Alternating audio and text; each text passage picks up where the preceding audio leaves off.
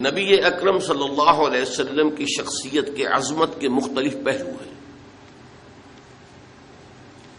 ایک ہے آپ کا مقام و مرتبہ اور آپ کی عظمت بحیثیت نبی، ایک ہے آپ کی عظمت، آپ کا مقام رفیع و بلند بحیثیت انسان۔ پھر انسان کی حیثیت سے بھی ایک پہلو ہے روحانیات کا، آپ کا مقام اور مرتبہ روحانی اعتبار سے، اور دوسرا پہلو ہے عام انسانی معاملات کا، جن میں کہ انسان اپنی زندگی کے دوران لامحالہ جن میں سے گزرتا ہے اور مختلف حیثیتوں سے اس دنیا میں کام کرتا ہے۔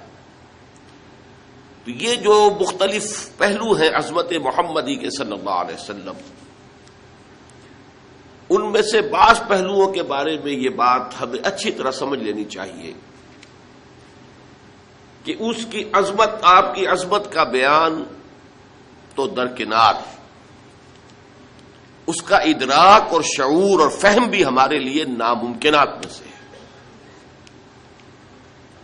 دیکھیے، سادہ سی مثال ہے کہ ایک معالج کا، ڈاکٹر کا، حکیم کا کیا مقام اور مرتبہ ہے اپنے فن میں، اس سے ظاہر ہے صرف کوئی معالج یا حکیم اور ڈاکٹر ہی جان سکتا۔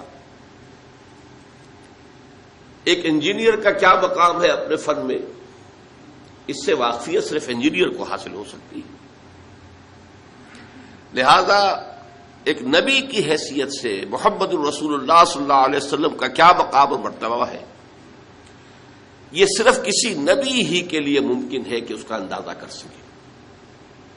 کسی غیر نبی کے لیے یہ محال عقلی ہے۔ مزید برآں کسی بھی انسان کا کسی فن میں کیا مقام ہے، اس کا جو ایگزیکٹ تعین ہے، وہ وہی شخص کر سکتا ہے جو اس فن میں اس سے بالاتر ہو۔ اس لیے کہ نیچے جو ہوگا وہ تو صرف دیکھے گا اوپر کی طرف، اس کے لیے یہ ممکن نہیں ہے کہ اپنے سے بلندتر مقام کے حامل شخص کا اصل مقام اور مرتبہ معین کر سکے۔ اب ظاہر بات ہے کہ نبی اکرم صلی اللہ علیہ وسلم سے بالاتر مقام کسی نبی کا نہیں، لہذا کسی نبی کے لیے بھی یہ محال عقلی ہے کہ وہ حضور کے اصل مرتبہ اور مقام کو سمجھ سکے۔ کجا یہ کہ عام انسان غیر نبی، اس کے لیے تو جیسا کہ میں نے عرض کیا یہ محالات عقلیہ میں سے۔ اسی طرح روحانی اعتبار سے حضور کا کیا مقام ہے، ظاہر بات ہے کہ ہم جیسے لوگوں کے لیے اس کا ادراک و شعور ممکن نہیں۔ میں سمجھتا ہوں کہ بڑے سے بڑے صوفی اور بڑے سے بڑے ولی اللہ کے لیے بھی ممکن نہیں ہے کہ حضور کے روحانی مقام کا پورا ادراک کر سکے۔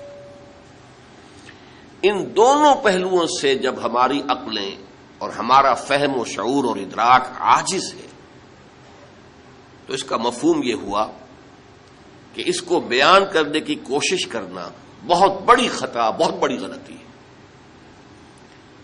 یہ بڑی خطا اس اعتبار سے نوٹ کیجئے، سادہ سی مثال سے بات سمجھ میں آ جائے گی۔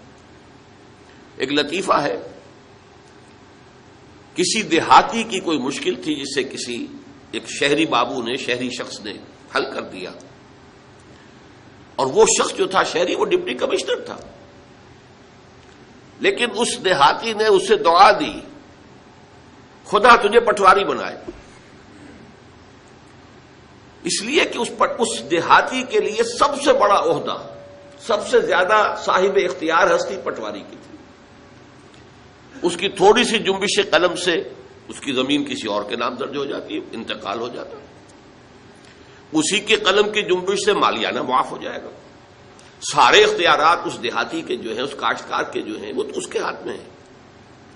اسے کیا معلوم کہ اس پٹواری سے لے کر اس ڈپٹی کمشنر تک کتنے عہدے ہیں درمیان میں، اور وہ شخص کتنے مقام بلند پر فائز ہے جسے وہ دعا دے رہا ہے پٹواری ہونے کی۔ تو اسی کا اندیشہ ہے کہ ہم اگر حضور کے ان مقامات کو بیان کرنے کی کوشش کریں گے تو شدید خطرہ ہے کہ ہم حضور کی توہین کے مرتکب ہو جائیں، اس لیے کہ کما حقہ بیان ممکن نہیں ہے۔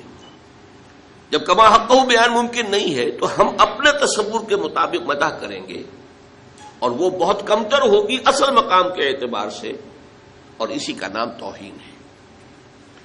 یہی وجہ ہے، دیکھیے شیخ سعدی رحمۃ اللہ علیہ نے نہایت سادگی کے ساتھ میری ساری گفتگو کو سمو دیا اپنے 2 اشعار میں، یا صاحب الجمال و یا سید البشر من وجهك المنیر لقد نور القمر لا يمكن الثناء كما كان حقه بعد از خدا بزرگ توئی، قصہ مختصر۔ جتنا ان کا حق ہے کہ ان کی ثنا کی جائے وہ ممکن ہی نہیں ہمارے لیے، لا يمكن الثناء كما حقه۔ بس ہمیں صرف یہ کہہ کر جو ہے اس بات کے دامن میں پناہ لینی ہے کہ بعد از خدا بزرگ توئی، قصہ مختصر۔ اللہ کے بعد آپ ہی کی ہستی ہے بلند ترین، عظیم ترین۔ اب اسے کس طرح بیان کریں، کیا بیان کریں؟ ہمارا تصور سے بھی آگے بڑھ کر تخیل بھی سرنگوں ہے کہ وہ اس مقام بلند و رفیع کا کوئی ادراک اور شعور کر ہی نہیں سکتا۔